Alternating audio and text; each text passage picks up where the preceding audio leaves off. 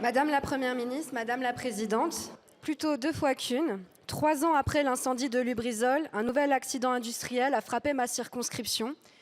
Et le moins qu'on puisse dire, c'est que nous n'avons rien appris de nos erreurs. Un incendie s'est déclenché hier à 16h30 dans l'entrepôt de Bolloré Logistics à Grand Couronne. 12 000 batteries et 70 000 pneus ont brûlé toute la soirée.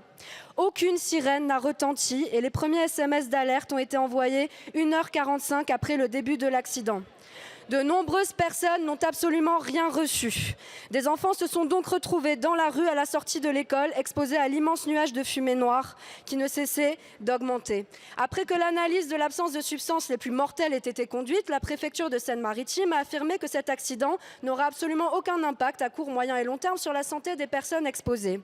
Mais l'analyse d'autres substances est toujours en cours.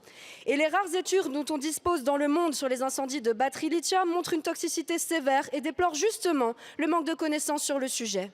Et qu'en est-il de l'impact sur la centaine de pompiers qui ont été exposés plusieurs heures à l'acide fluorhydrique dégagé par le foyer? Nous demandons leur suivi médical en urgence.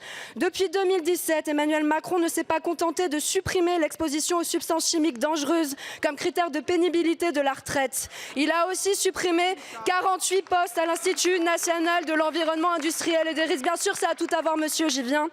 Malgré nos alertes, le gouvernement a refusé les augmentations d'effectifs dans le budget 2023 et malgré ce que vous avez dit, monsieur Béchu, il n'y a qu'un poste et demi en plus à la DREL Normandie depuis Lubrizol. Voilà les augmentations d'effectifs.